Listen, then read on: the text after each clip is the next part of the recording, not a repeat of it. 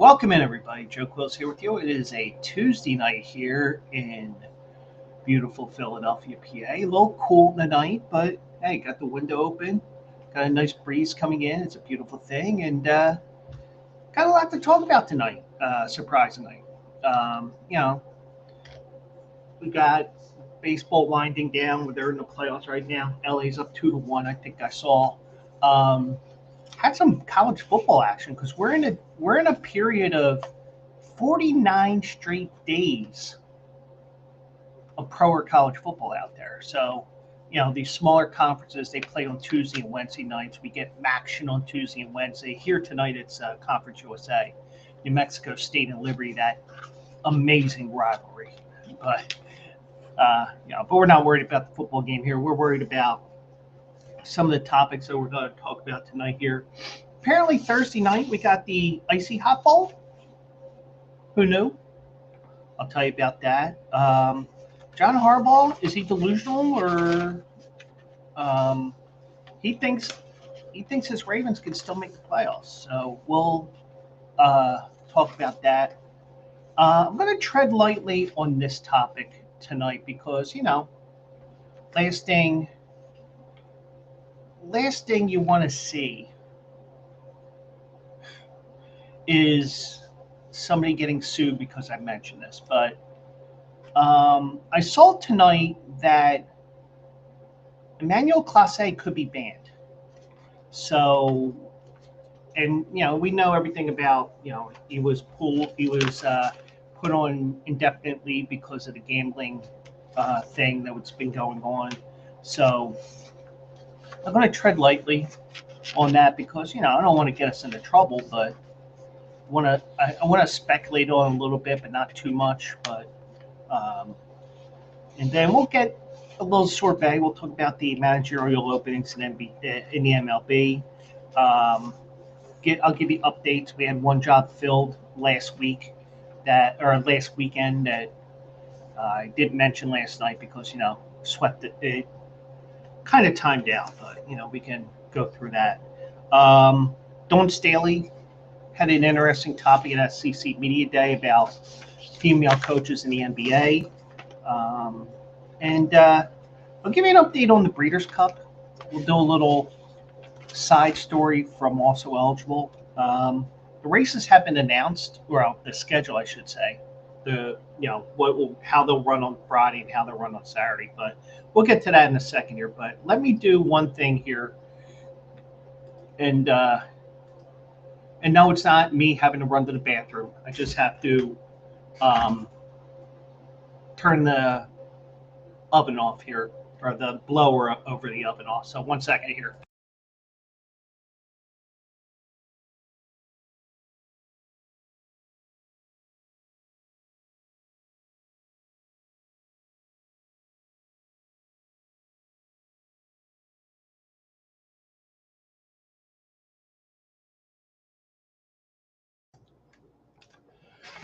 Now, I don't know if you heard that blower or the sucker or whatever it is. That fan that you put on when your fire alarms go off, your smoke detectors go off. So I ran to the store a little late today because I was off today.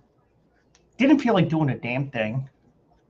And then all of a sudden, I'm thinking, I still gotta go to the store. But I did my wash, first world problems, But did all that.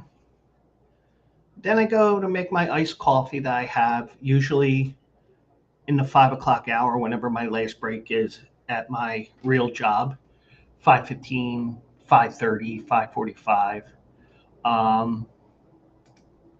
I usually, I make a nice coffee, just to get me through the last couple of hours and also get into some of the little things, get myself ready for this show as well, even though you'll see me yawning like crazy. So I ran to the store and, I looked and I'm like, oh shit, I'm not going to have enough creamer. I'll probably have enough creamer for the morning.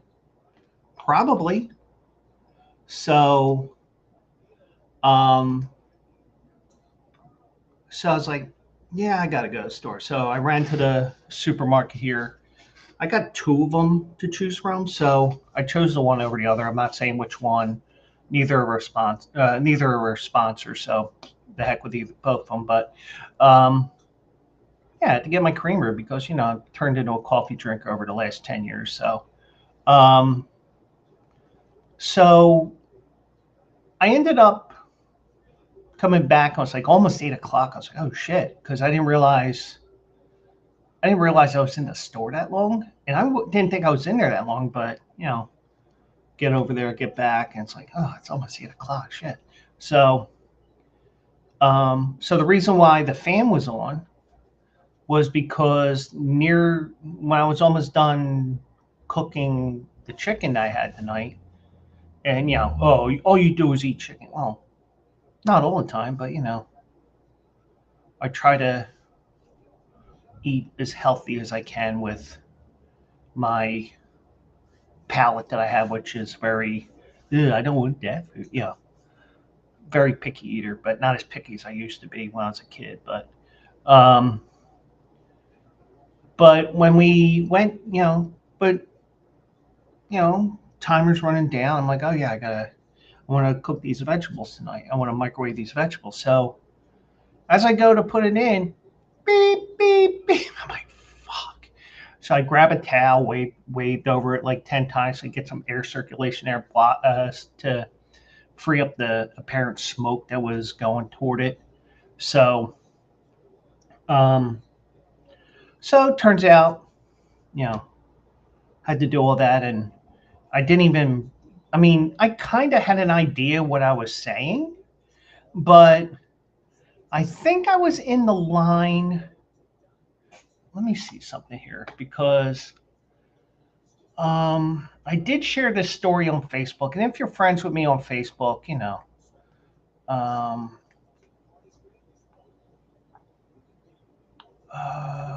let's see.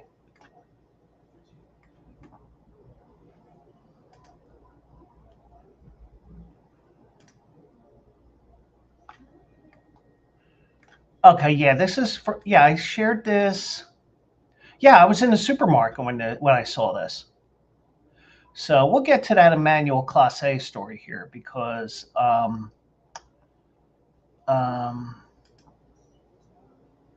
we'll talk about that. I'll give some thoughts about it. Um, it is what it is. So, but so that's where I found the Emmanuel Clase story, and we'll talk about it. I'll tread lightly on it because um, if anybody who should get into trouble for it, it is Hector Gomez, who apparently is an insider for one of these sites. So we'll throw the blame over to him. So, but we'll get all that. So also, um, yeah. So we'll look at and we'll look all that and more. So but thankfully, I don't know if you were hearing that fan running in the background, but it would annoy the hell out of me for talking to you for 60, 90, 2 hours. So it would drive me nuts. So that's why I had to turn that off there. So, but quiet day, didn't do a damn thing. Typical day off for me. Um, did run the target. Didn't I told Mike yesterday that I gotta fix the setup on my two monitors here. Probably won't be done till the weekend now, unless I do it tomorrow after work because I don't have to stream or anything. But the one thing is because I have two screens here, and screw it, I'll show you. So if you look over here, there's the one screen, there's the other. And yeah, it's a bad camera angle. I don't give a shit. But I gotta fix the camera anyway. So there we go. So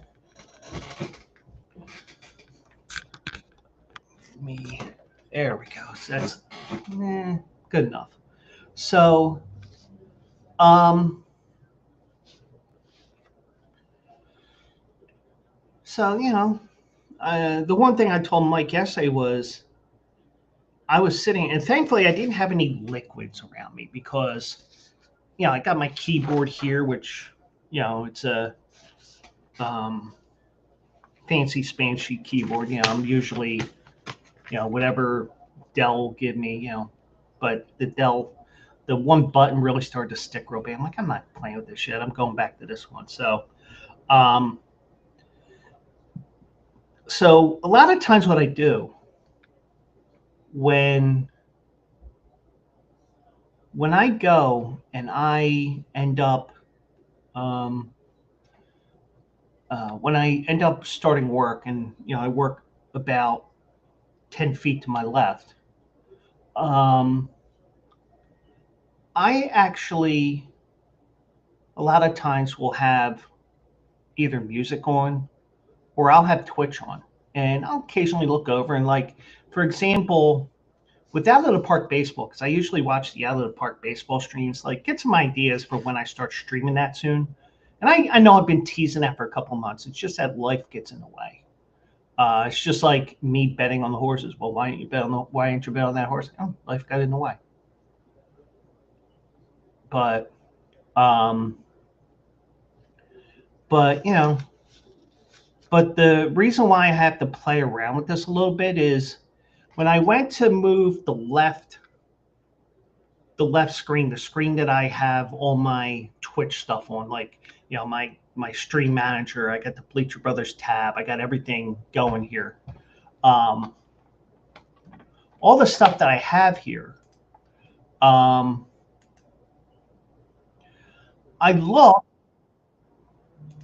and leave me alone.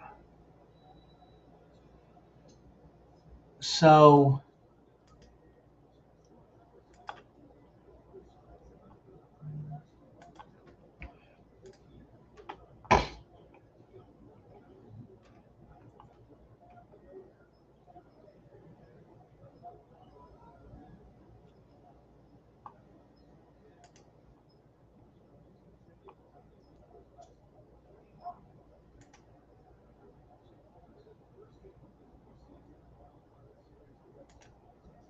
and I have and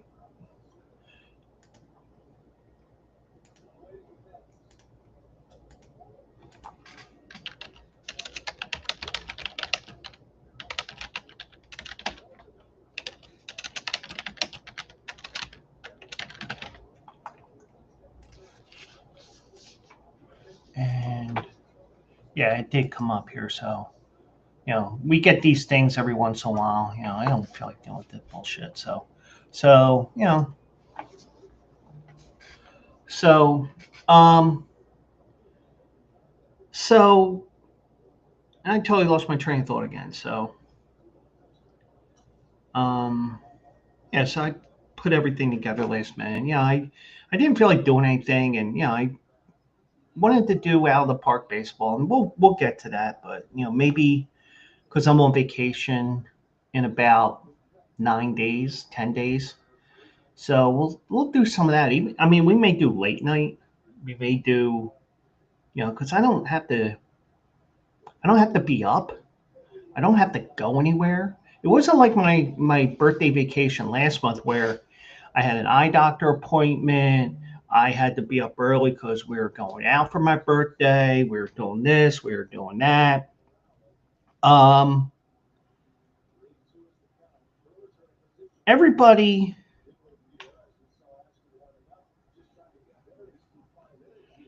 you know, I just think that you know I could do this as a late night stream, build some new viewers in here, and do that because the one great thing about Out of the Park Baseball, and I know we're talking about sports here, but we're talking about gaming, but I'm going with the Jason Beam rule here. He says on his podcast, the Jason Beam Horse Racing Podcast, he says if it's 51% horse racing, it's a horse racing podcast. So in my case, well, first of all, I met Jason Beam twice. He's a cool dude. Um, also, um, if I talk sports more than half the show, you can't get me for mislabeling the sports because we're getting to it, okay? But, I do want to play some games on here as well, diversify what I do here because the reason why I do this show Monday, Tuesday, and Thursday is because I don't want to be typecasted as just a horse racing guy. So there's things that go around, but I do have that Saturday show as well, which I have been giving out winners. I did give out a winner last Saturday. I did give you a 6-1 winner. Hopefully I can give you another winner this weekend. I think we're going to be looking at Keeneland. And by the way, there you go, 10 a.m. Eastern on the Bleacher Brothers channels. So a lot of what because I'd like to make a little money on the side. Am I going to be am I going to be that great streamer? No. Do I want to do this as a hobby? Yeah. I mean, even this way it is, even with even with what I do. And like I said in one of my friends' Discords, Discord, not Discords, they only have one that I know of. I said that, and probably that person said, "Oh, he's talking about me. I'm leaving." Well, that person probably, but you know what I mean. But I can diversify more. I figure if I start playing games, more people will subscribe so that I can get the views and everything else. I can make a little bit of money here and there. And I was talking to one of the guys at the union. I said, "Oh, by the way, just so you know, I do stream on Twitch and everything, and I don't make any money on it or anything. It's just a thing, but but it's definitely something that I could do on the side, But but the one thing is, if wherever you're watching, feel free to join me on my personal Twitch, twitch.tv/JoeQuills. If you're watching on X, the link is in my bio. I think it's on my other bios too. I'm not sure, but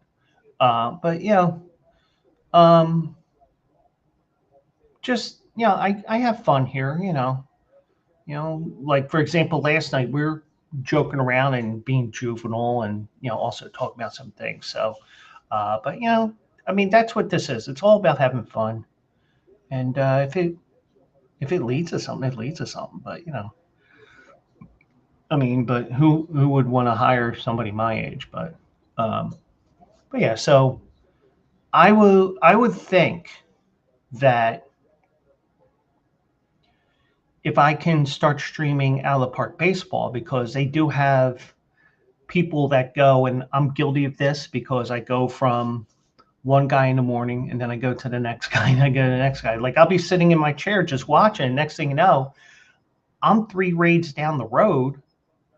And then, oh, by the way, it's 7:30 and I'm on raid number 5 or something like that. And it's all right. Well, I'm done watching Twitch, even though I don't really pay attention. It's just like, hey, they get credit for whatever. But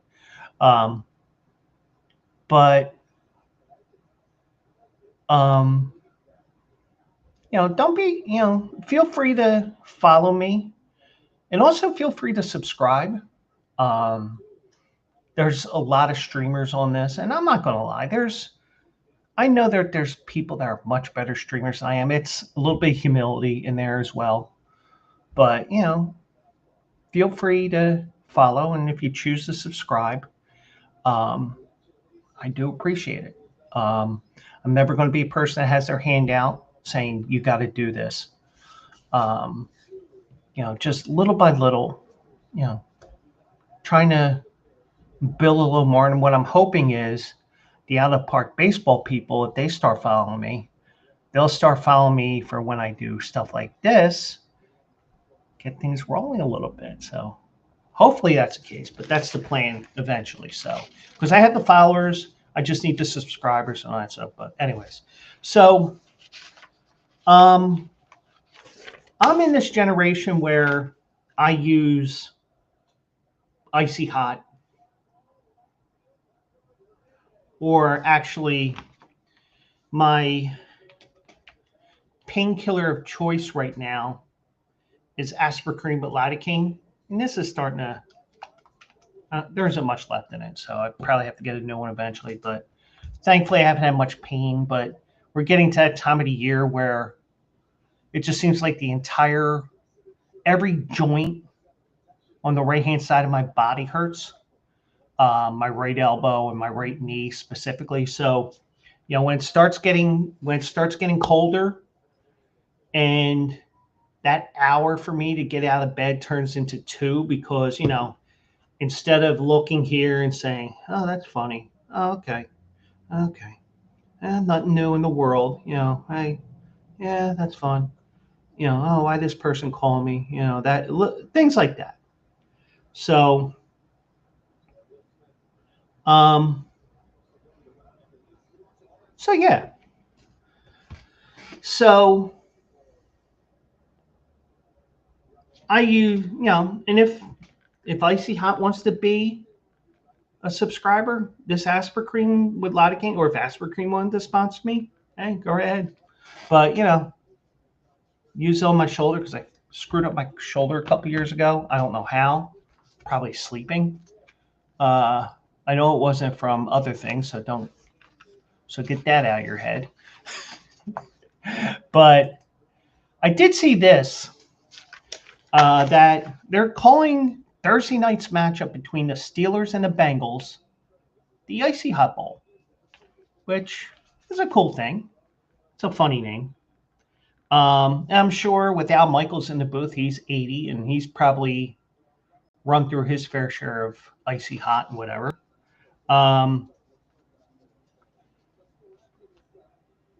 uh, Aaron Rodgers' teammate, Aaron Rodgers stepped to the mic in front of the Steelers logo backdrop Tuesday.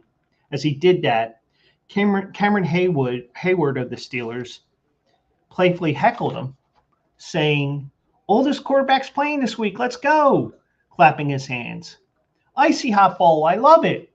So I guess we got to give him the credit for this. And, it's a joke. And you know what? Sometimes you have to do that, but just the way things are. But Rodgers just smirked and shook his head. So apparently must be well liked in the locker room, despite the fact that he's a goofball.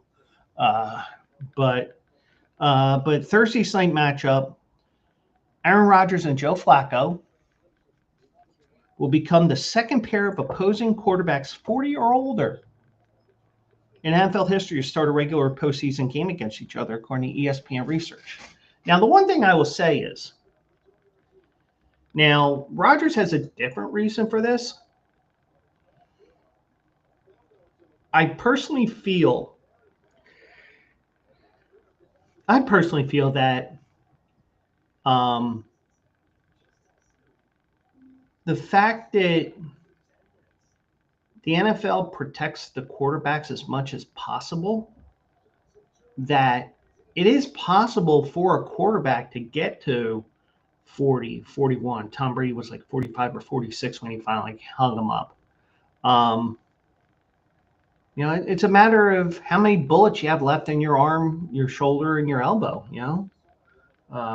and also how, your movement, like, have you been lucky enough they haven't been too injured or haven't had injury after injury after injury? Because, some guys, they have been hurt way too much. I know the the one thing that I'm hearing all the time on the Dan Patrick show, because I'm going through old podcasts right now, they keep saying, "Oh, Dak Prescott's lost a step or two because now he's 32 and he had a couple of bad leg injuries and blah blah blah." But I think he still moves fine. It's just that Um, a lot of times on TV, you don't realize how fast somebody's really running. But um, so Roger said today, I think it's great for all the old guys. I know that when I watch other sports, maybe it's because I'm the older guy, but I tend to pull for the older guys to win championships. I guess so. But he also said, I've known Joe for a long time. It's been great coming to my charity event. He's been a great ambassador for the league. He's had a great career, and it's fun that we're both still playing. Yeah, how many times has Joe Flacco been pulled from the couch, woken up from a nap? It's like, the New York Jets signed you. Oh, you got traded to the Eagles. Oh, you got traded back to the Jets. Oh, you're signed by the Cleveland Browns. Oh, you got traded, all that stuff. So, but here's an interesting fact here. Tom Brady and Drew Brees are the only previous pair of 40-year-old quarterbacks to start opposite each other, doing so in 3 games during the 2020 season. So obviously one of them was a playoff meeting. The 2020 season was this. 2020 was the Super Bowl year for Tampa Bay because the 2019 season ended February 2020, and everybody applauded Kansas City for winning the Super Bowl because if San Francisco won the Super Bowl, COVID would have been even more rampant. The reason why, and we don't have to get into the political sides of this, but the reason why it got into this country like it did from foreign countries, and especially China, or as Donald Trump say, China. The reason why it got into the U.S. like it did was because Seattle's an international hub, LA's an international hub, San Francisco's an international hub. So obviously, transmitting it from Asia into the United States, and then those going from Asia to Europe to the United States, because it was starting to hit Europe. Okay, now we're going to hit Boston, New York, Philadelphia, Atlanta, because those are DC as well, because those are the international hubs on the eastern side. So, but 2021 was when Tom Brady won that final Super Bowl with Tampa Bay, because that was the year they played in Tampa Bay, and he only had about 20,000 in the crowd because of social distancing. And yeah, like I said on Facebook today, joking around, I shared it. Oh, I enjoyed social distancing. The saying was, um, uh,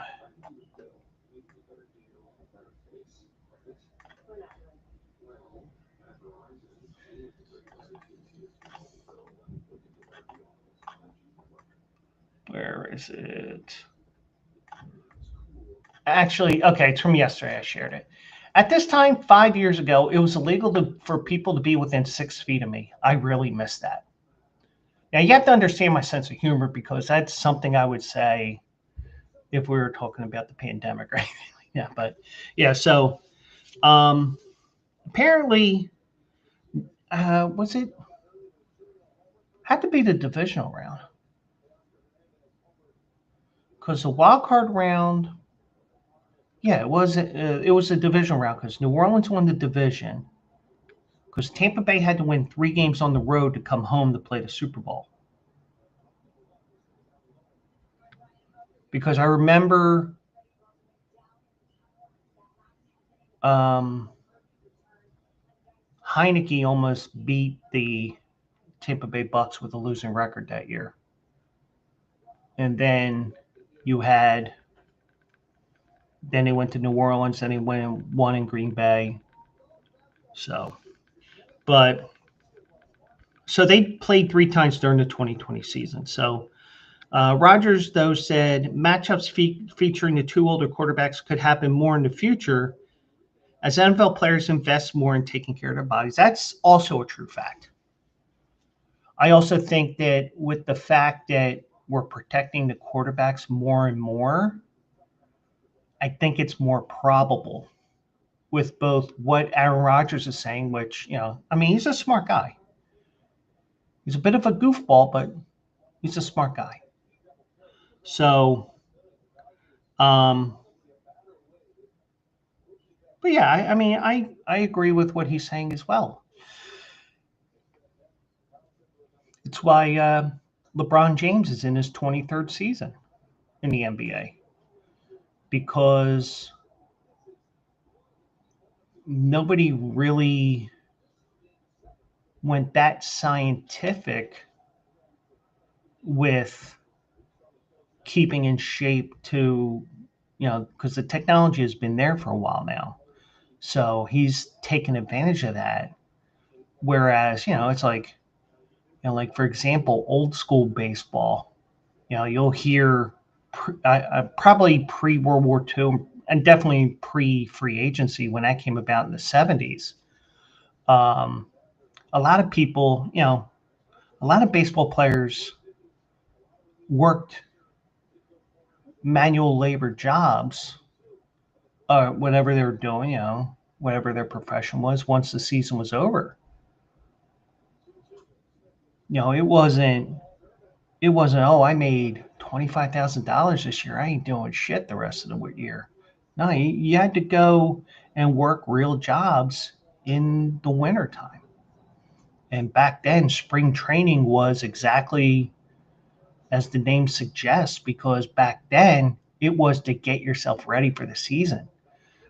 Now you're getting ready for the season, but now it's the build up, and you're expected to be in shape the moment that first workout is first official workouts in play.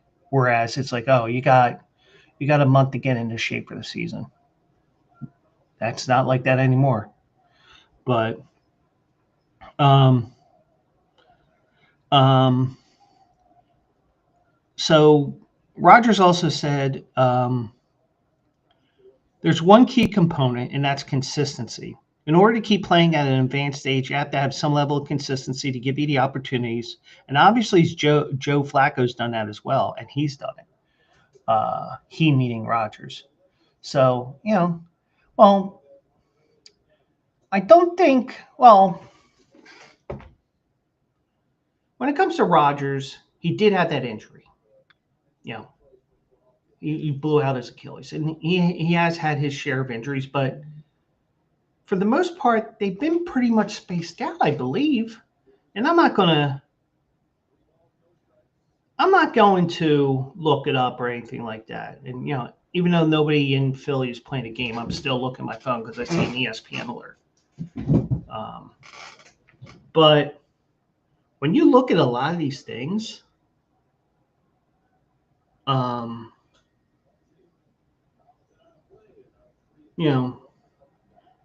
Rodgers was pretty consistent with Green Bay. He may have lost a little bit off his fastball, proverbially, however you say that word. He may have lost some off of his fastball, but he's still shrewd enough to get the job done. Now, with everything in year 2 with the Jets, sometimes that Achilles injury, even though you're totally cleared and go back to work, when that second year comes around, or when that year is up, because usually an Achilles is a 9 to 12 month injury in the sports world. But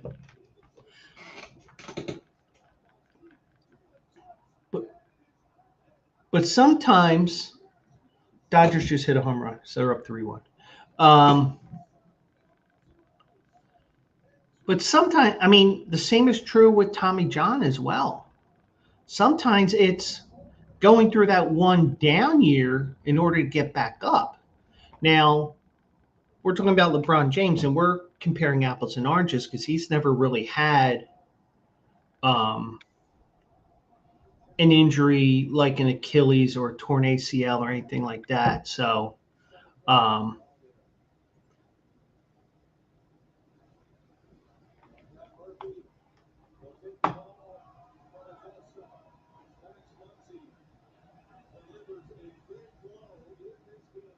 and success is here as well. So, welcome in.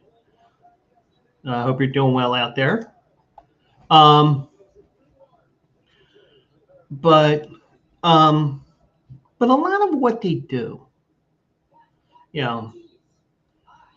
But the thing is with Aaron Rodgers, he tore his Achilles at 39, or was he 40? But you get the idea. You know, even though it's still the toughest thing to rehab, probably. Ask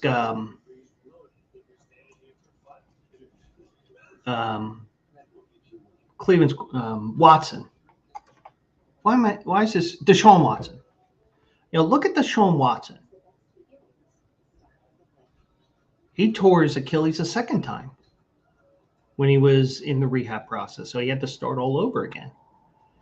But when you look at a lot of these injuries, you know, Achilles is the toughest thing to go through, and I don't know what Aaron Rodgers was doing 2 years ago when he said, "Oh, I'll be back in 3 months."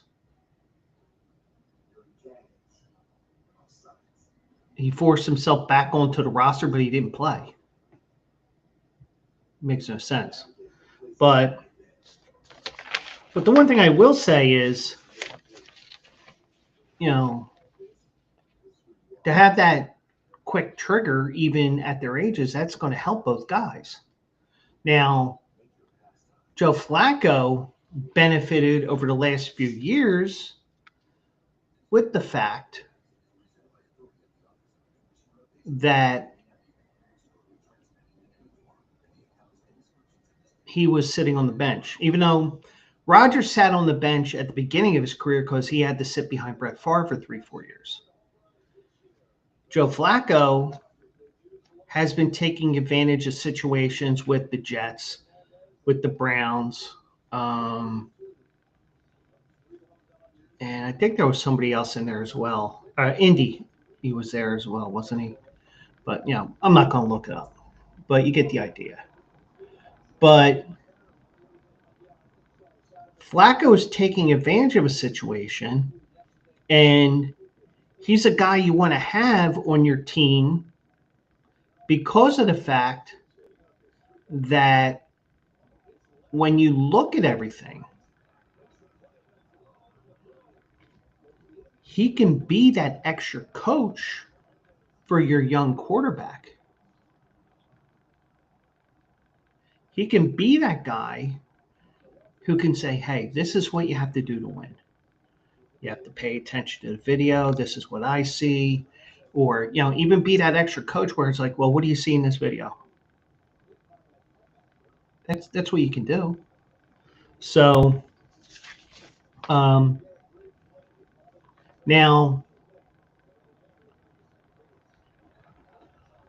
Joe Flacco said of the matchup, it's the one thing you guys can't talk about this week in terms of being older, at least, is that it's pretty neat.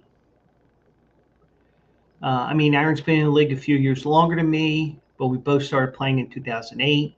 So I've been doing it for a long time. It's pretty cool. And, you know, it is pretty cool, but, you know, I think Aaron Rodgers, his numbers don't look that bad last year, but, you know, just the whole picture of everything last year wasn't that great. Then a lot of what they do here, you know, Joe Flacco, you know, got to be a coach and, you know, got to be an unofficial coach, in my opinion, and then got to play every once in a while. I mean, he even got to sit on the bench with the Eagles for a couple of weeks. and got sent back to the Jets. But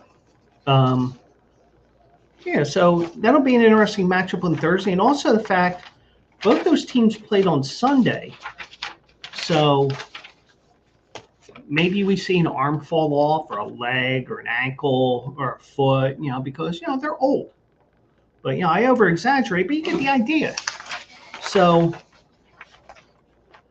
but also Mike Tomlin on Tuesday, or yesterday, I should say, he mentioned, and maybe he's turning even more and more of a curmudgeon as he's been there for 18 years.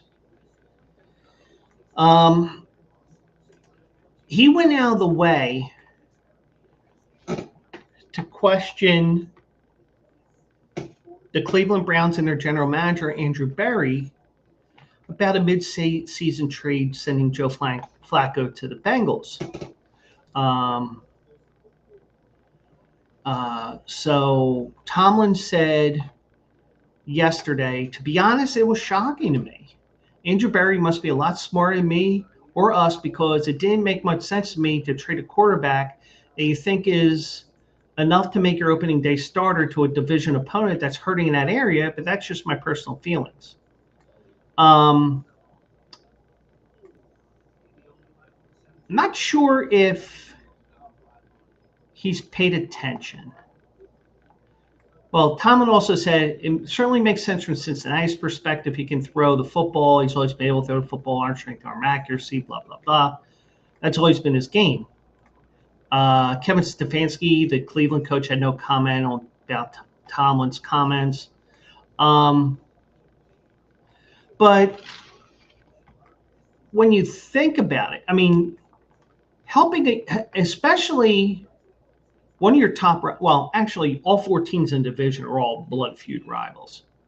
But it'd be the same as the Eagles trading somebody to Dallas, or Dallas trading somebody to the Eagles. Like, for example, one of the rumors at the beginning of the year was that Howie Roseman, the Eagles GM, contacted the Dallas Cowboys about Micah Parsons. Whether that's true or not, we don't know. He ended up at Green Bay, so let's pretend it is or is not true. Think what you want. But you look at this, and it's like, and when that trade was announced, it was like, huh? But in terms of Cleveland's Cleveland's side of this, you had two rookie quarterbacks. Now, mind you, the fact that they drafted two rookie quarterbacks, it's like drafting a kicker with the number one overall pick in the draft. It just doesn't make any damn sense. But a lot of times, you just have to, you have to make a decision. You got to say, all right, well, now's the time to start this quarterback. And they went with Dylan Gabriel. And, we may see Shedeur Sanders before the end of the year. But also, it might be a sign that Deshaun Watson may be close to coming back from his Achilles injury. I haven't heard anything about that, and I'm just speculating. And we're going to speculate about other stuff here as well in Cleveland in a couple of minutes. So, but I mean, at first it didn't make sense, but you're going with your higher draft pick that you drafted a quarterback, and then you're also trade him to a team that needs a quarterback. But it's, I mean, in a way it does make sense, in a way it doesn't. I understand both sides here. So, but I also feel like it makes sense that you get to see what your starting quarterback can do, even though that probably means Kevin Stefanski is probably going at the end of the year no matter what, because we did show that graphic from CBS Sports last night of who was on the hot seat. But now, another guy that's on the hot seat is John Harbaugh of the Ravens. Now, John Harbaugh believes at 1-5, they can still make the playoffs. going to be pretty damn hard. But I know some of my friends over at Action Labs, especially Reckoning 79, I think his handle is.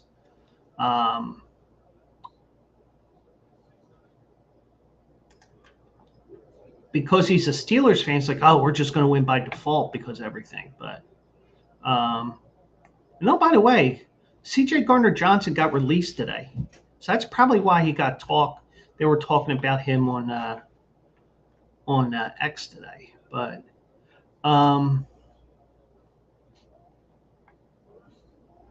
we'll look at the schedule here in a second with Baltimore here. But, so John Harbaugh isn't ready to throw in the towel. And also, remember, the last 2 games or so, they've been using the pooper scooper, Cooper Rush. You know, Reckoning calls him Super Cooper. Probably as a joke. But I call him the pooper scooper because the last, I also said it to joke around and mess with Rec, because I always mess with him on the Action Lab stream. So the Ravens have been hit hard by injuries. And I'm just wondering, did C.J. Gardner-Johnson wear out his welcome when he was on the practice squad there for 1 week? Or did he go off and say, I'm not sitting here to be on the practice squad. Okay, bye-bye. I don't know what happened, but, maybe they signed somebody else and said,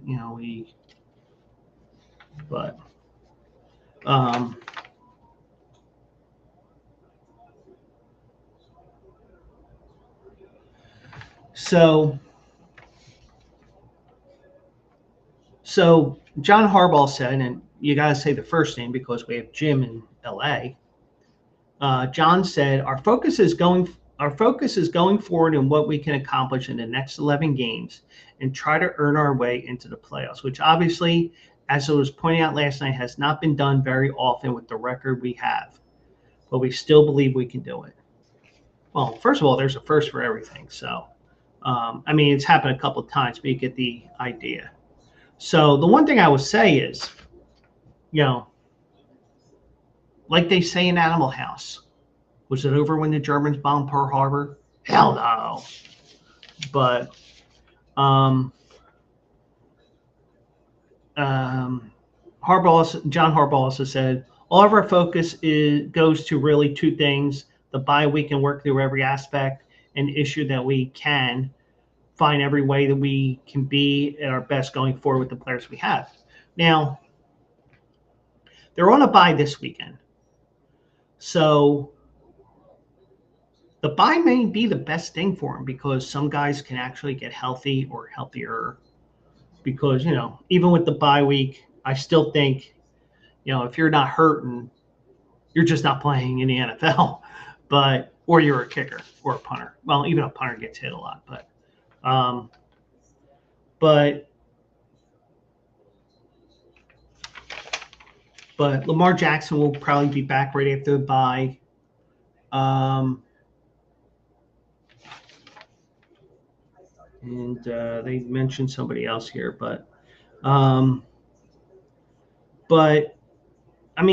Baltimore, I think week 1 was basically a microcosm of what the first 6 games has been like, because it's like, oh, we had the lead, we're scoring like crazy on Buffalo, and then all of a sudden the bottom falls out and they end up losing 41-40.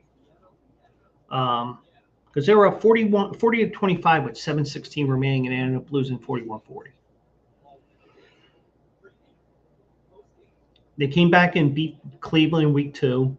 They lost to Detroit, which, even if there wasn't any injuries on the defensive side, especially, you're playing Detroit, who's one of the top teams in the league, depending on how you feel with, they're going to be a bounce back year, or, they're going to take a step back. I was in the step back category. But Ravens lost to Detroit, then lost Lamar Jackson to a hamstring injury in the loss at Kansas City. So Baltimore has lost both complete games that Jackson has missed, and he also missed part of that game that they lost to Kansas City. So Kansas City's been outscored at home against the Houston Texans and the LA Rams by a combined score of 61-13.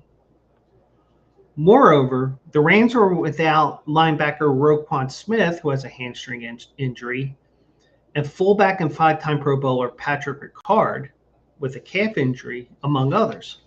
So those are two big names.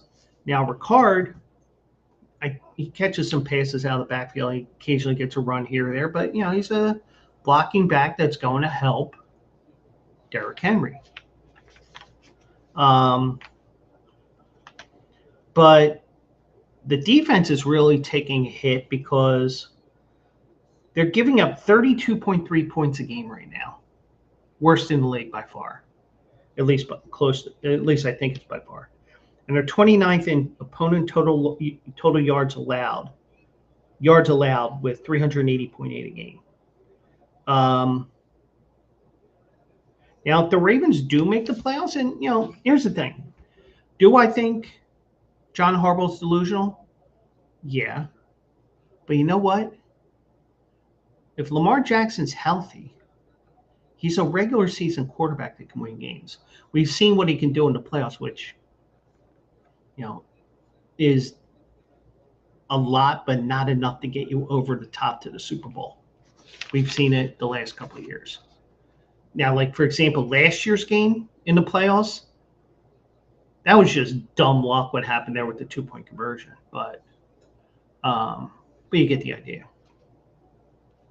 So if the Ravens do make the postseason, they'll be the 15 to make the playoffs after starting 1-5 since the 1970 AFL-NFL merger. Under Harbaugh, the Ravens have posted 10-plus wins in 6 of the past 7 complete seasons. I don't know what they mean by complete seasons there. Every season was a full, but this is from Fox Sports, so, whatever the writer was saying, so be it. I don't give a shit. But, they missed the playoffs in 2021. The 1 year they failed to log double-digit wins over that span.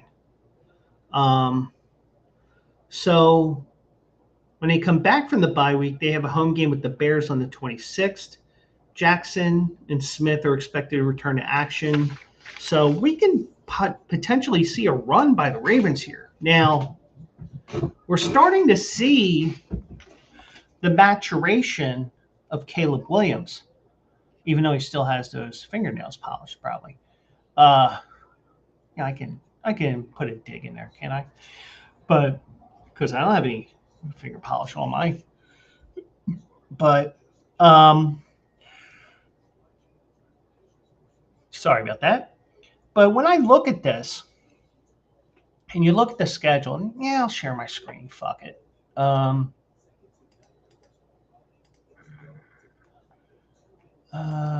let me share my screen here. So here's the rest of the schedule. You have Chicago, which is probably a much tougher game than you thought originally. Then you're going to play 3 straight on the road. Miami, Minnesota, and Cleveland. Now you have a Thursday night game in Miami. Now, the one thing I said, and we're talking about South Florida here, when it comes to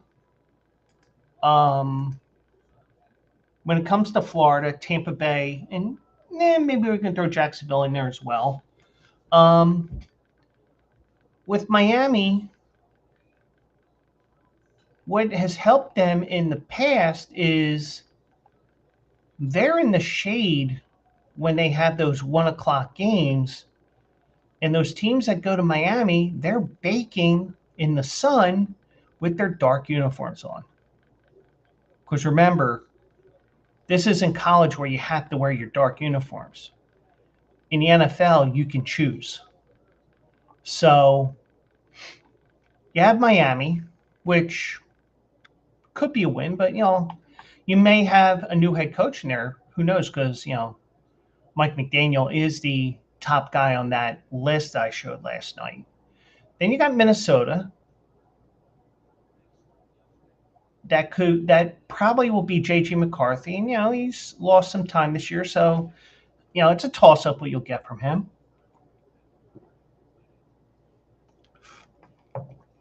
Then you get Cleveland.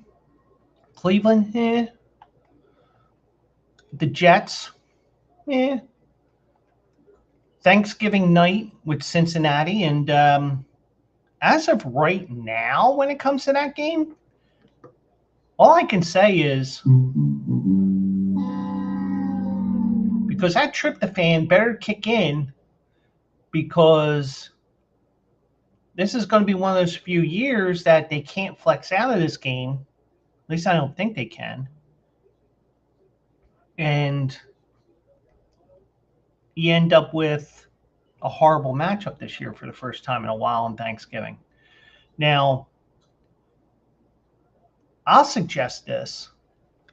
I don't know how you feel about it, but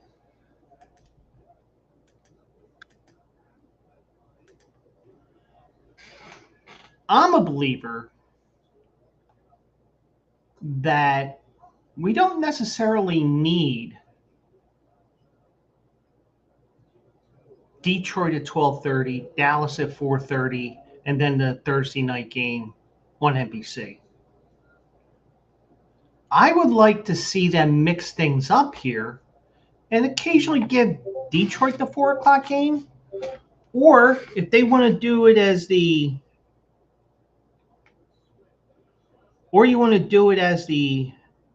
primetime game, I'm okay with that too. But, Baltimore and Cincinnati screams to me that it should be a 12:30 game. It's like, oh yeah, we got football on. You're watching the Macy's Thanksgiving Day Parade, or you're in Philadelphia, you're watching our parade in Philadelphia. It's like, or you're getting back from high school football games, because that's a tradition here in Pennsylvania. So, then you get Pittsburgh. Could be a game that they end up winning. Cincinnati, New England looks like a tough game. Green Bay is going to be tough. They don't have that many tough games on the schedule, so they can make a run here. But things could still be sideways, because even though you may get a couple of players back, we know the way football is, one player gets hurt, another player ends up coming back. One guy comes back, another key player gets hurt. That happens from time to time. So, so you do have that schedule here, and you could have a great chance to win some games here. But one injury, especially if Lamar Jackson were to go down again, and I'm not wishing that on anybody, you can end up looking at a top 10 pick. But you win some games here. I mean, it's not out of the realm of possibility. As I look at the standings here, Pittsburgh leads at 4-1. And they've already had their bye week.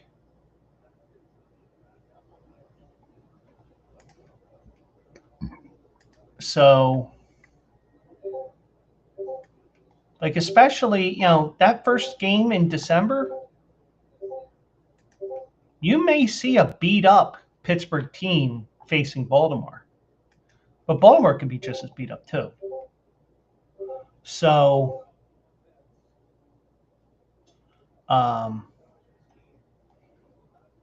So don't be surprised if you see anything like that. But I I can see them making a move, but I can also see them just like, screw this season. I can see both sides. So you can argue both ways with that. So at least that's my opinion, and I could be wrong. So, one thing I did see tonight, and I did tease this at the beginning of the show. Now I'm going to tread lightly with this because, actually, let me see one thing here.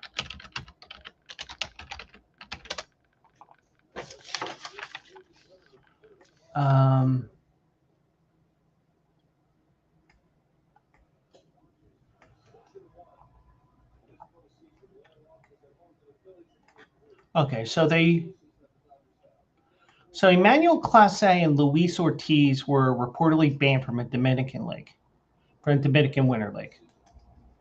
So that'll be mentioned. That will probably mention in this article here, but I do want to show this tweet here when we get the chance here. So we'll get to that in a moment. So this is on, the original source was totalprosports.com. And you can go after them, and you can go after Hector Gomez as well. So Swati Bhatia is the person who wrote this article on the site, and that's from this morning.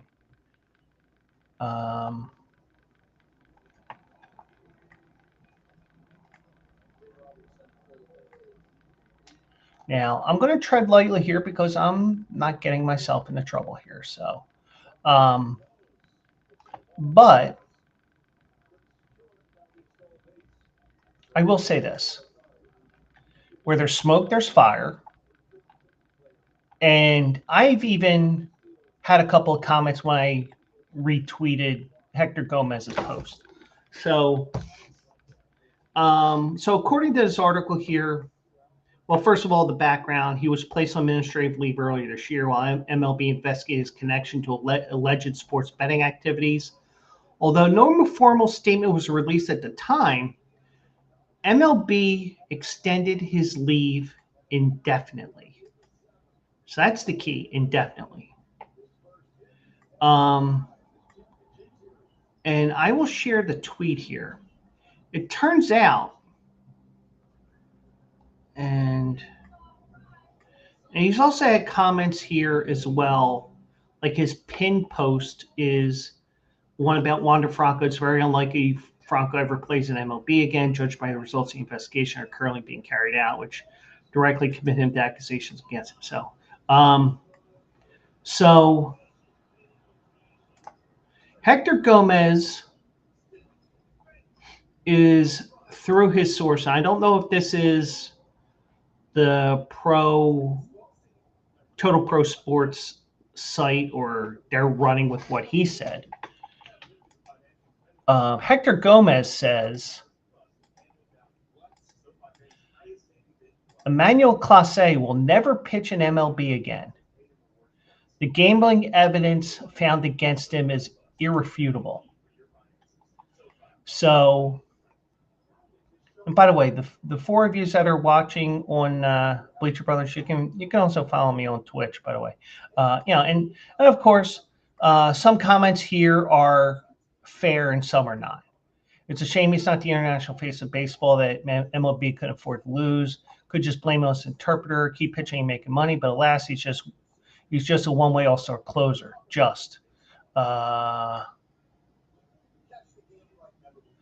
Somebody I follow said, like Otani, oh, right, he didn't do anything. Nothing to see here, right? He can just say it was his interpreter and all be forgiven.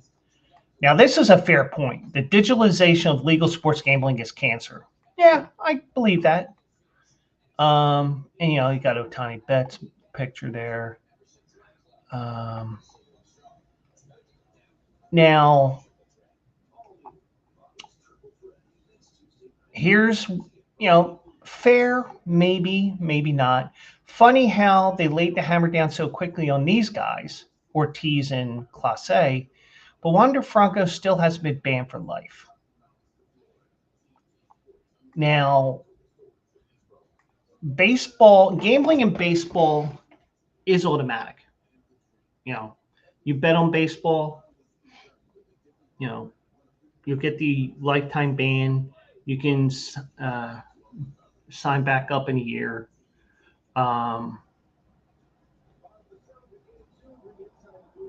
Gary Sheffield Jr., whose YouTube podcast, Yankees Unloaded, says that's a shame because the Yankees would have had interest in him. Fair.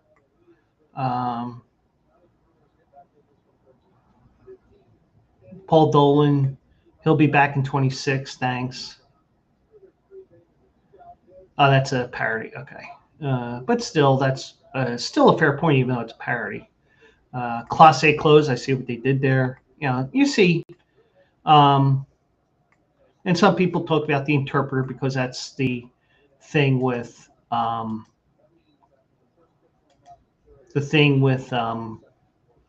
was, oh, it's my interpreter. Do I think? I don't know. But either way, so Gomez said Clase will never pitch again. The gambling evidence is irrefutable. And the thing is, especially now that we're in the off season for the most part, for 26 of the 30 teams is we're in the AL and NLCS. And LA's up 4-1. I kind of had the game on in the background, but the TV's way over there. I don't have this TV on tonight.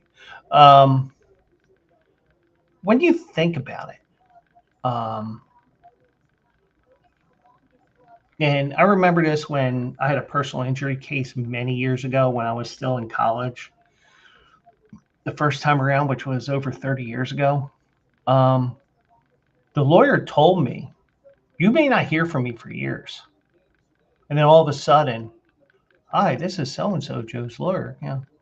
So, and that's what happened. It was like 2 years later. Oh, by the way, we settled. Okay. Because the thing is, the lawyer will talk to Clase, but, you're not going to hear anything from MLB side. And I'm sure that they have a gag order with the lawyers where, hey, you talk about this. Now, I don't know what league it was or what organization. Whatever league it was, they said if you lie about a particular drug that you took, we're not going to say what it is exactly. We're just going to say it's, a PED. If you say it's something and it's not, we'll come out and say, well, it wasn't that, it was this. Now, I don't know if that's changed at all, and I think it was baseball, but whatever it was, I don't know. But either way, a lot of what they have, you got to realize that maybe, I would think, because I don't remember how long the Pete Rose case was. And I could have looked it up, but it's just me, something that just popped into my head.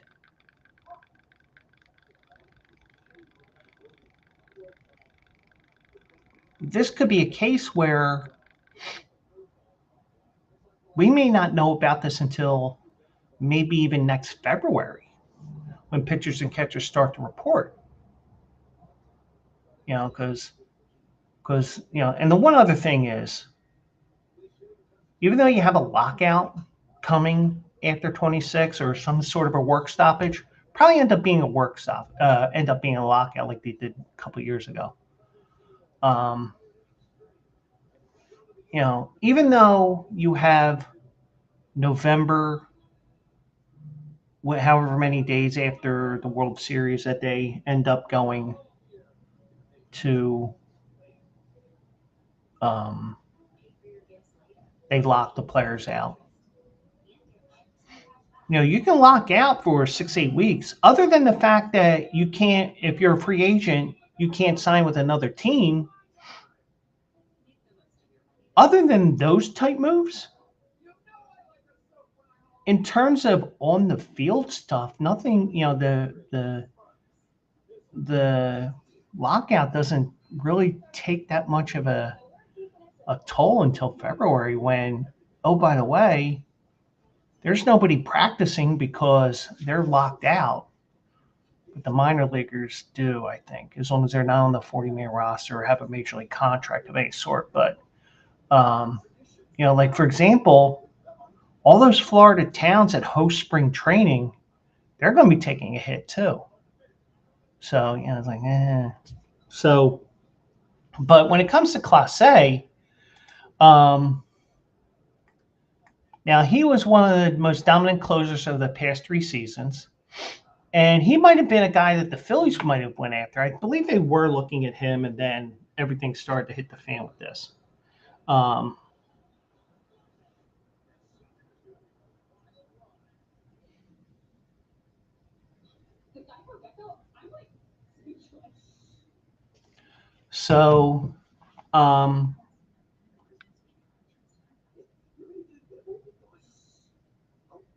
So this year, Clase appeared in 48 games before he was suspended in July.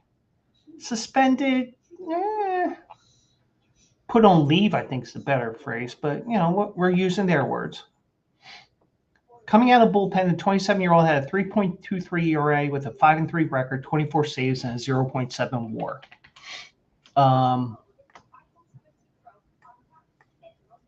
And they were off the Australis roster in the Dominican. They were essentially banned from there. I'm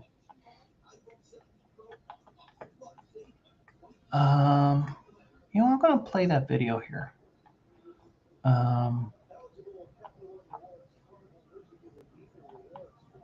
Actually, we might have to play both of these. Luis Ortiz was suspended earlier, and we showed those 2 videos.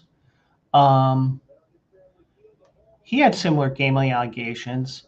Ortiz was investigated after reports surfaced of irregular betting patterns associated with the games that he appeared.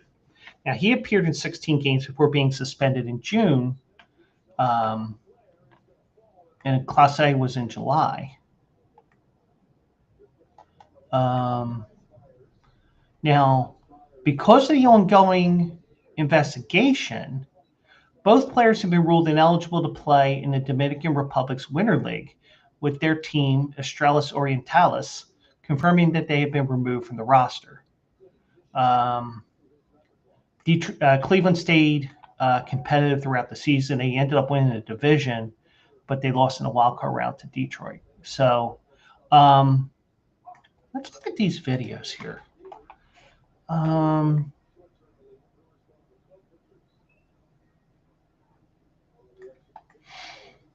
Okay, so this is on Foolish BB, and this is from July 28th.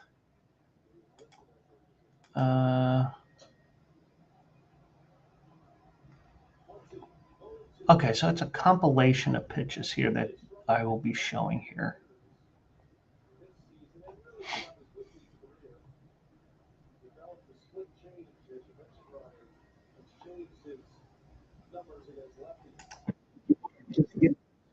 Hold on a second.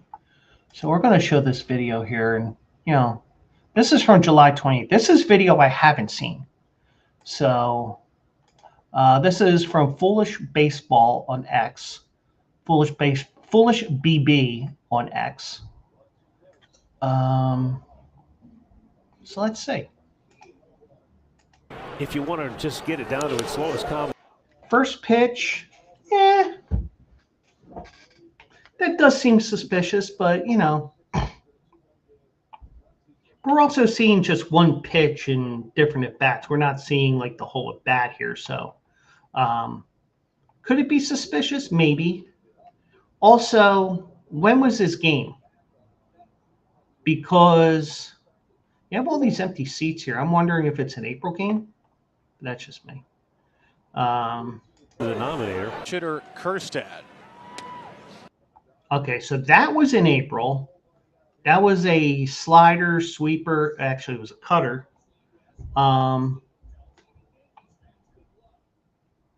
He ended up throwing 97 well inside. Maybe. Now that's closer to the plate. Now that first pitch, If you want to just get it down to its slowest, that's a 50-footer. This third one,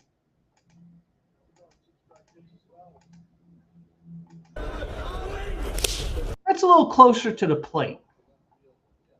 So, pitchers do that every once in a while, whether it's on purpose or not. Yeah, it's the first pitch. That second pitch. the denominator. Chitter Kerstad. First pitch of the outing. So, all right, yeah, I can see the pattern. Where Daz Cameron is, we start. All right, that last one in the Milwaukee game, that may be a little bit of a stretch. This one here against Houston, first pitch of the appearance, maybe.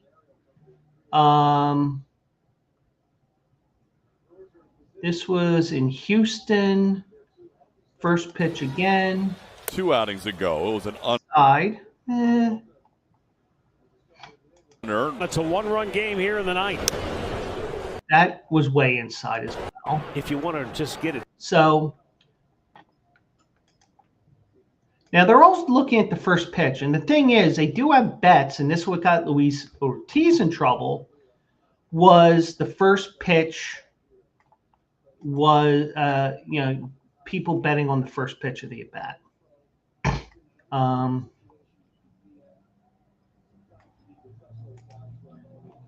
And there's a second video here, a second article here. This is from July 4th. He was placed on leave the day before.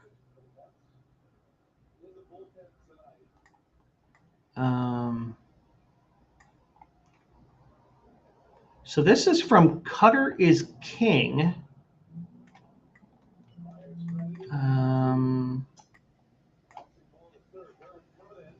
Let me share this one. And this is Luis Ortiz that we're looking at here.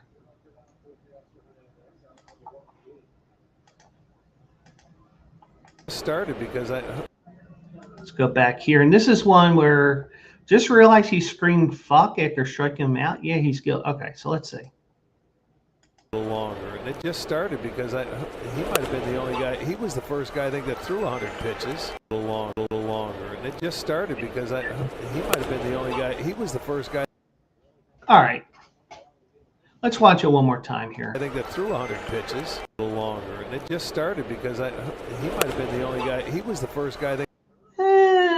Maybe. I mean, am I being naive? Maybe. But let's think about this. Even though he got the strikeout, if you're on the up and up here, and Luis Ortiz may not be, because we saw those initial videos earlier in the year, and I said the one does look funny, the other one not as much. I could see him yelling fuck because he probably just learned that word the other day, a couple days prior. And also, if you notice here, the catcher's setting up on the outside. A little longer. And it just started because he might have been the only guy. But ended up hanging over the middle. So that may be why, because, could he be paid off or knowing about these? Yeah, I'm not going to lie. I'm not going to be completely naive. But I'm trying to give both sides to this. So, just to give you guys a heads up.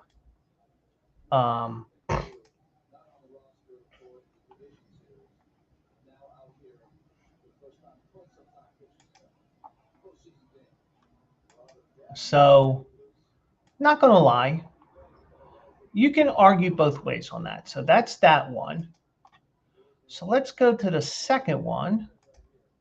Let's go to this tab for a second. And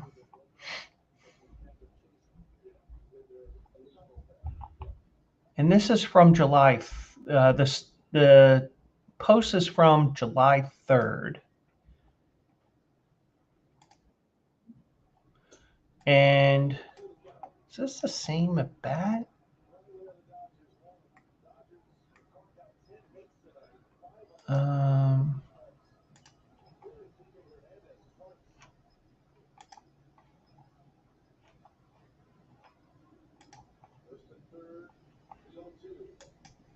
Here we go.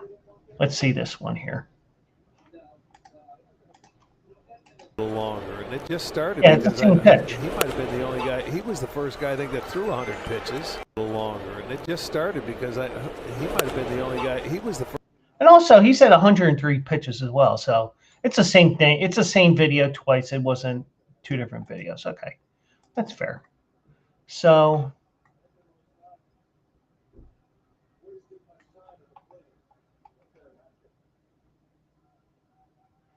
we did show that original video as well. So, and we did have comments there. And I even got some comments from what I shared, because I shared that post. Because, you know, I'm trying to get people to watch here, you know. And the thing is, we'll stop sharing that, because who knows what'll pop up on here. Because I got a couple of comments on here. Billy Meats said to me, "It's a shame he's not the international face of baseball, that MLB could not afford to lose. Could just blame him as an interpreter and keep pitching and make money, but last he's just a one-way star closer." Fair, but, you know. And I also will argue that Shohei's contract was a product of, if there was a suspension coming around, it's kind of like it's kind of like what they do in the NFL. We'll make you the minimum salary so that if you get suspended, you only lose that much money, but we'll backload the contract.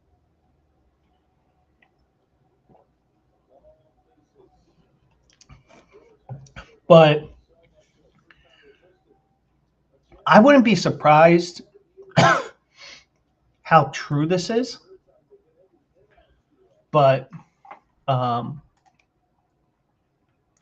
then there was a reply, probably has to do with one purposely losing game and the other one not.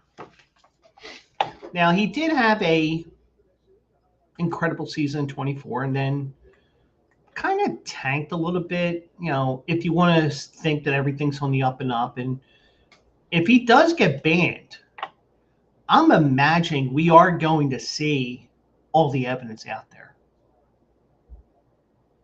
And, you know, I think that we are going to see everything going to be coming to light later on. So this is far from over.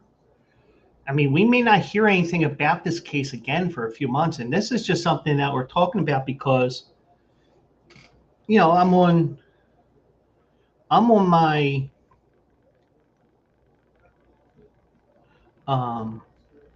phone. I turned off the podcast I was listening to because I use my Bluetooth bone things to listen podcasts, especially when it gets dark out when I'm going to the supermarket, because, you know, even though I still hear people, you know, I just gotta tune out people because people annoy me sometimes. But I was looking on Facebook and I saw that. I was like, oh, this is definitely something I gotta talk about. Because, like, even with everything I do, sometimes I don't necessarily, you know, piece things together until the very last minute. And sometimes it's just whatever. But this actually turned out to be a good segment. So we'll see what happens with this, and if he's true, if Hector Gomez is correct on this, um, you know, good that we get this out of the game. But if he's not, don't come after me. Go after Hector Gomez, because I'm just saying, could this be? Could this not be? He's saying, hey, this is going to happen. So we'll see. But do want to mention the Major League offseason coaching managerial carousel going on right now. We do have one manager that is signed.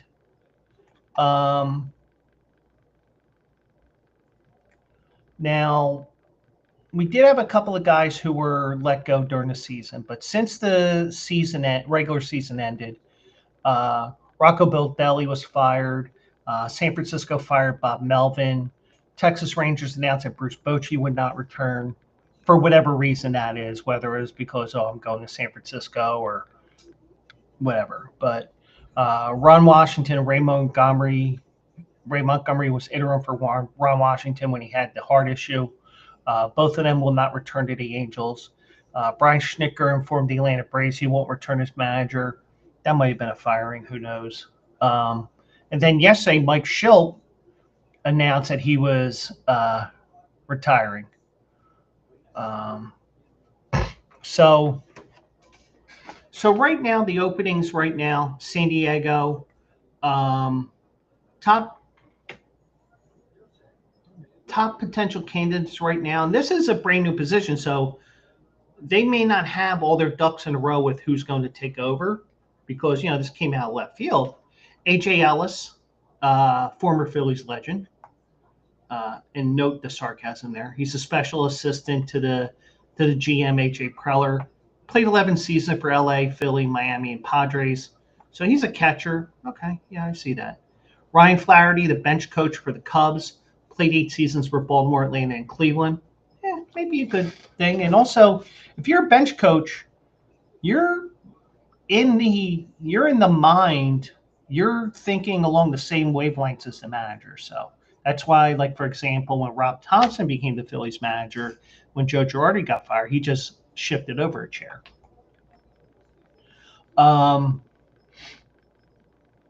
Okay, so Bob Melvin, he was out after 2 seasons. Giants opted to fire him even after picking up his option for the 2026 season. We know about the up and down season.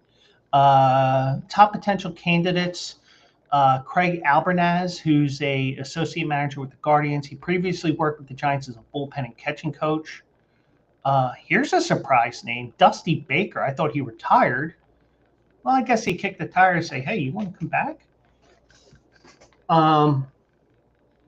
Bruce Bochy is mentioned here, but I thought Buster Posey last week said that Bruce Bochy's not going to get interviewed. So we'll take that with a grain of salt here, because, you say, oh, he's not coming here. And next thing you know, it's like, we're introducing our new manager, Bruce Bochy. So we all know what he's done in San Francisco with Posey as his catcher. Bobby Crosby, who's the current ace first base coach. He played 8 years in baseball. Ryan Flaherty, we mentioned. Mark Hallberg, a former current Giants first base coach, played college baseball with Posey, Florida State. So they know him well. Nick Hundley worked as a special assistant to general manager for the Rangers, or he does work. Tony Vitello, currently the head baseball coach at the University of Tennessee. Now, that's a move you don't see too often in MLB, college to the pros like that as a manager. So that would be interesting. Rocco Baldelli was fired. Craig Albernaz, I mentioned. Kai Correa, who's the field coordinator, director of defense, base running, and game strategy for the Guardians. He was also a bench coach in San Francisco. So he's been a heartbeat from the position. Torrey Hunter served as special assistant to the Angels general manager Perry Minasian. At least I think that's how it's pronounced. Played for the Twins, 1997 to 2007. It's just that sometimes you go for these star players and they rarely do well, for the most part. Let me see here. Let me go back over here. James Rosen, current hitting coach for the Yankees, previously worked as the Twins hitting coach. I could see that. Derek Shelton, he managed the Pirates from 2020 to May of 2025. He was previously the Twins bench coach. Maybe. Drew Patera, catching coach for the White Sox in 25, played for the Twins for 4 years. Jace Tingler. Tingler, I didn't even kiss her. Current Twins bench coach, served as the Padres manager 20 to 21. So those are those that are the candidates, potential candidates for the Twins. The Angels, Darren Erstad, he's the former Nebraska baseball head coach, University of Nebraska, so he does have some experience playing, managing a team, even though it's the college level. Torrey Hunter getting some interest from the Angels. Well, he's also the assistant. He also played with the Angels for 5 years. Albert Pujols, he manages in the Dominican Winter League. He played for the Angels from 12 to 21, so maybe. Tim Salmon played for the Angels for 14 seasons, won the 2002 World Series, but what's his coaching resume? Mike Scioscia, do they make uniforms that big? But yeah, he managed the Angels for 18, 19 years, so maybe. But you wonder about the age. Atlanta Braves, Mark DeRosa, managed Team USA during the 23 World Baseball Classic, played for the Braves for 7 years.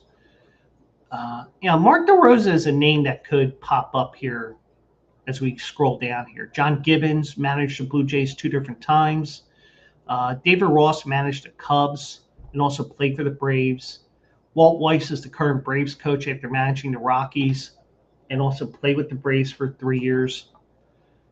So those are the openings there.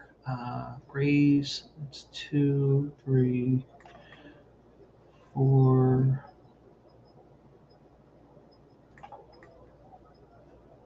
Angels. I thought there were more than that, but okay. And we do have one job that has been filled, and that is the Texas Rangers. Bruce Bochy, they parted ways on September 29th, and then on the 3rd, Skip Schumacher was hired. He and the team mutually agreed to end his tenure. Bochy was offered a front office role to remain with Texas in advisory capacity. Bochy went 249, 237, including 81, 81 this year. His first career 500 season. He turned 70 this year. But, you can always argue that maybe they see if he wants to come back to San Francisco, because he's not under contract as a manager. But I think if he's in the front office, hey, can we talk to him? Skip Schumacher signed a 4-year deal. He was promoted from a role as senior advisor to Chris Young, who's the GM or whatever his title is. I think for Skip Schumacher, I think this would be a job that we'll see how good he is as a manager, because he did show he was good as a manager when he took the Marlins to the playoffs at 84 and 78. But 2024 went downhill quick, and Kim Ming left the organization. That was basically a sign, and the next thing you know, he was gone. So that's everything there. Now, I don't know how you feel about that, but anybody's positions there. I mean, now that you think about it, Albert Pujols is like, wait a second, Albert Pujols, are they just pulling one of these things where, we're just going to get some guy that, we have to get him because he was Mr. Angel for 10 years alongside Mike Trout. You know, all of a sudden, I mean, the trend is let's get the star players to manager. It doesn't go well. I can't. I mean, I have to go through the last 20 some, since the turn of the millennium, the managers that won World Series. I don't think any of them were superstar players. We won't do it. A little too much room. So, anyways,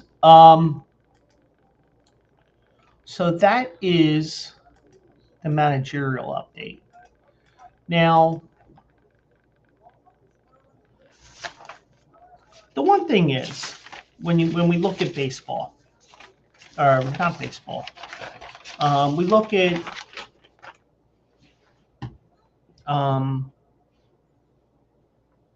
the head coaching, the hiring processes that the different leagues do. Now, I think eventually we're going to see a female coaching in the NBA.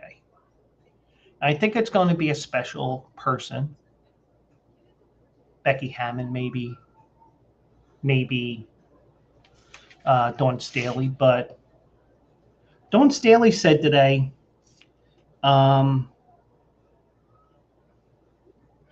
that she doesn't think a female coach will be hired in her lifetime in the NBA. And she has good points here.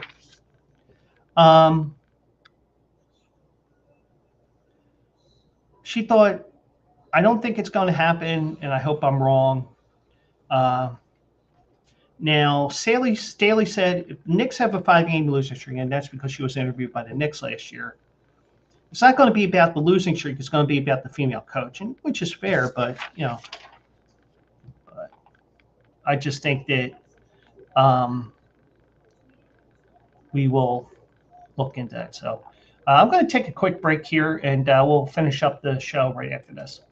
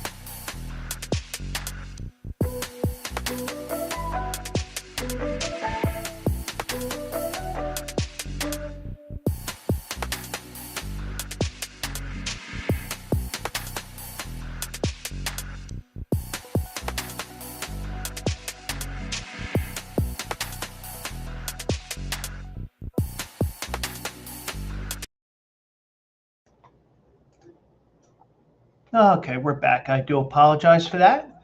Um, let's talk.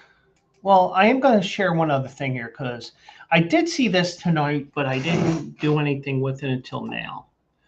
Um,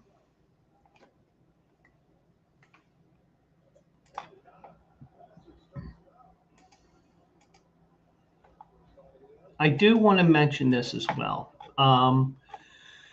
And once again, I'll share my screen. And this is something I shared on my Facebook because I did see this earlier tonight.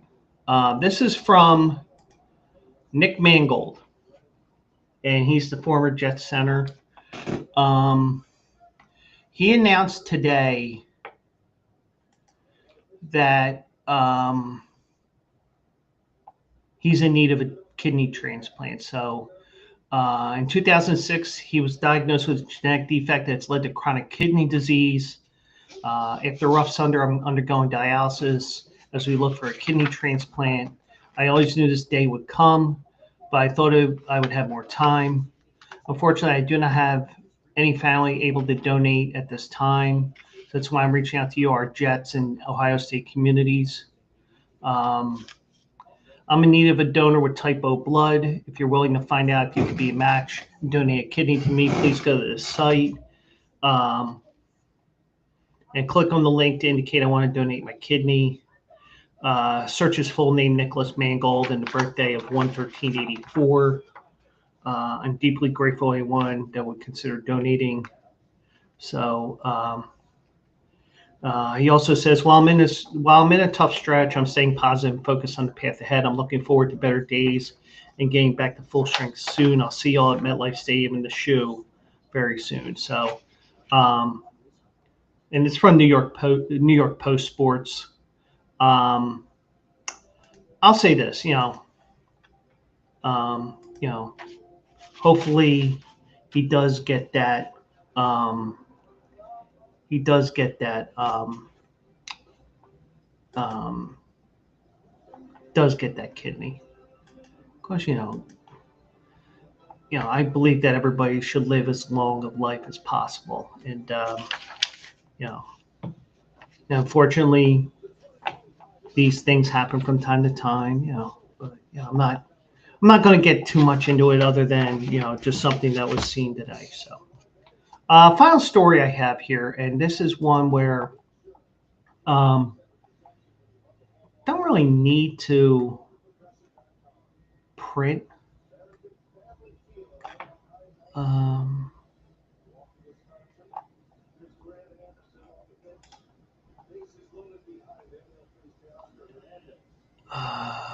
me go back to me here.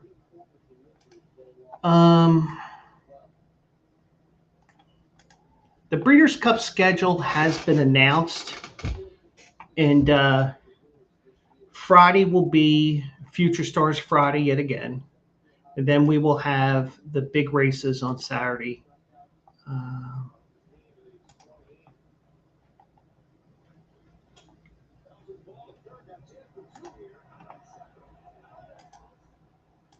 Okay, there we go. So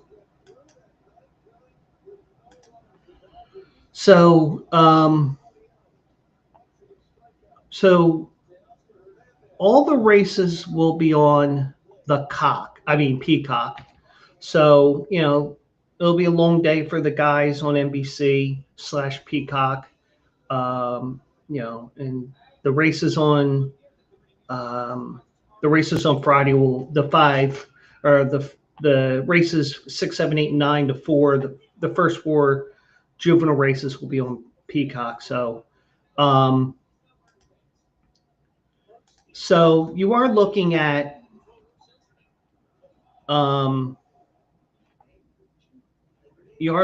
those 4 races coming up here. So now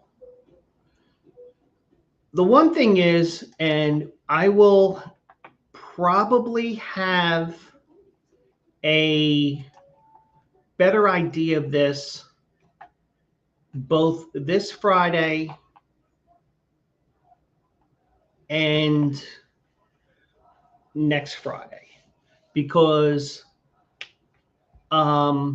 We are going to have a bonus also eligible on Halloween.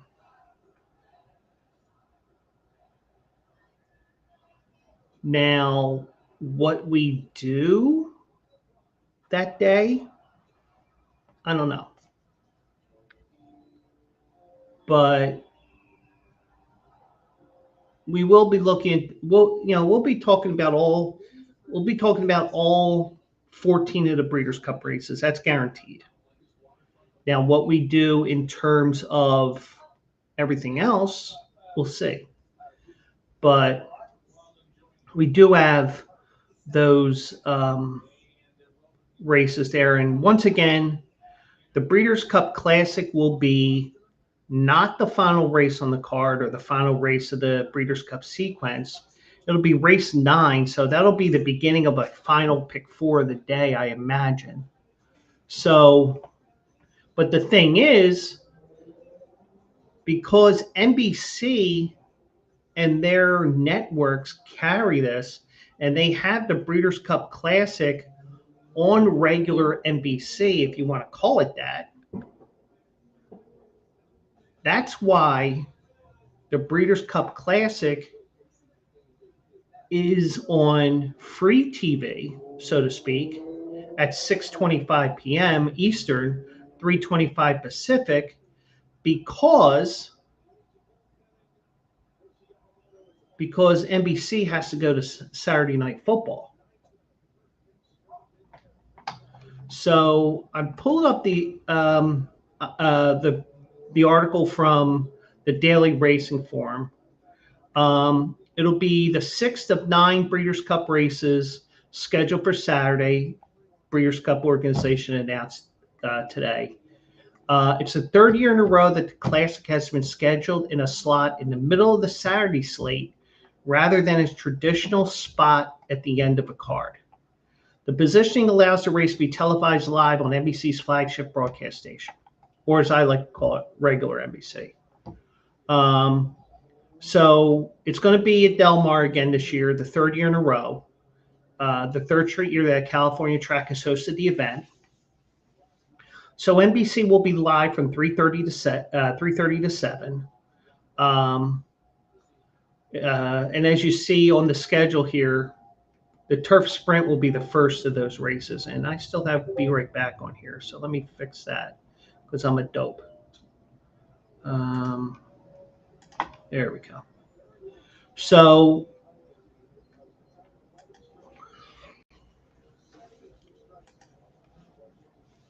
you do have that. Now, and of course, everybody doesn't like this.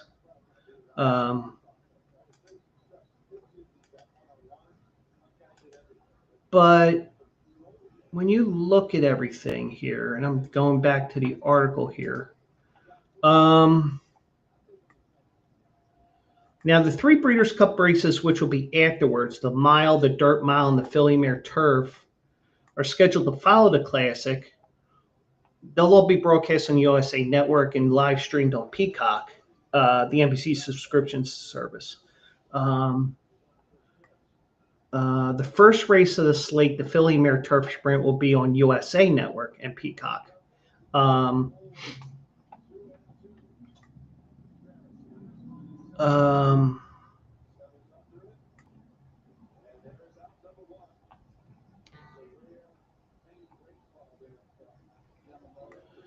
FanDuel will show all of the races through a simulcast of the Breeders' Cup Players Show, which is geared towards bettors. The simulcast will be available on breederscup.com, the Breeders' Cup mobile app, all major account wagering platforms, and at simulcast outlets. So basically, that's the FanDuel TV will be doing the in-house stuff that you would see when you log on to the FanDuel or anything like that. So.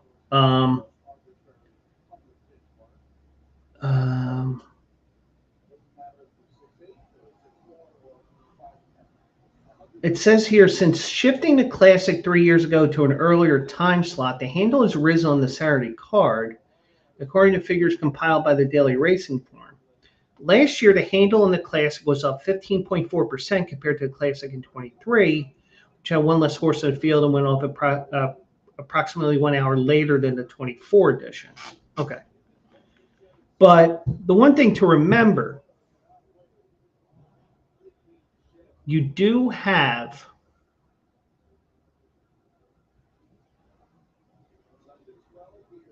racing on the West Coast because the weather's better and all that stuff. But you do have a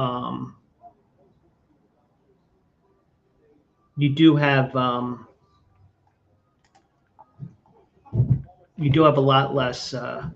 You have the problem with college football that NBC does, so that's why they got to be off regular NBC, as I'll call it. So now next year, the racing will be at New Belmont Park, and it's just it's the same plot of land. It's just that they've finished or is it next year?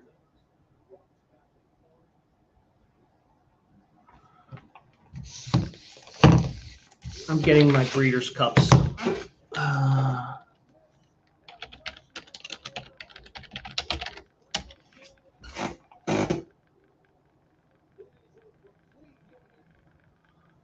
Let me pull this up here. Let's go to Wikipedia.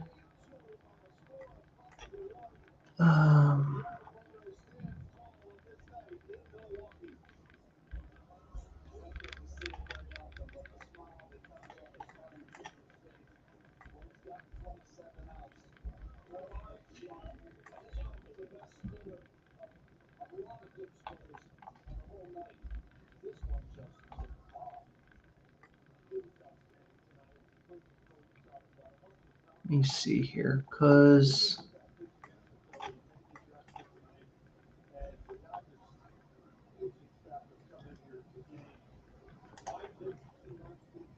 okay, so next year they're back at Keeneland, so they're going to be in the Eastern Time Zone.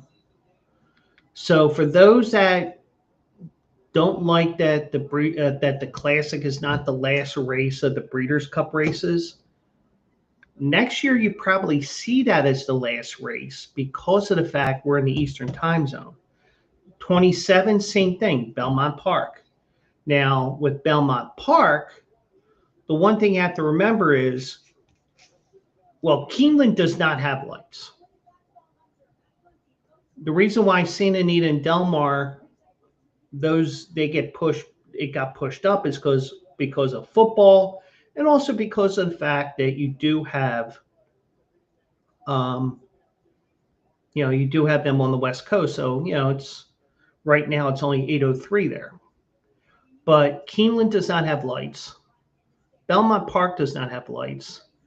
And New York has a law that once sunset hits, you cannot run races. So if you remember last year at Parks, that last race was 20 minutes after sunset.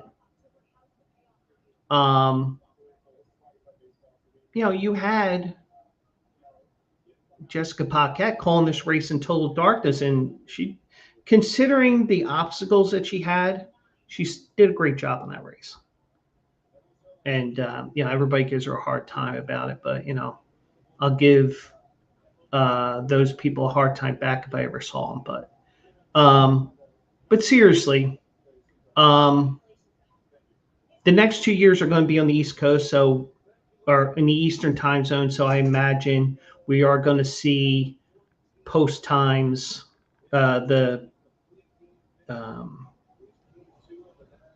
Will be back as that. So don't be surprised if you see that don't be surprised if the next 2 years they go back to that being the last race. So, but anyway, so that is the horse racing news, and that's going to be it for this show. And I do appreciate each and every one of you for watching. We'll do it live again Thursday night at 8 o'clock or 9 o'clock, 8 o'clock. And also eligible will be live on the Bleacher Brothers channels, 10 a.m. Saturday. We're looking at Keeneland this weekend, I think. We might fill in a race or two in there as well. So we'll see what happens with that. So, but that'll be it for this show. Do appreciate everybody for watching. And let's do it live again Thursday night at 9 o'clock. And I'll see you guys in the winter.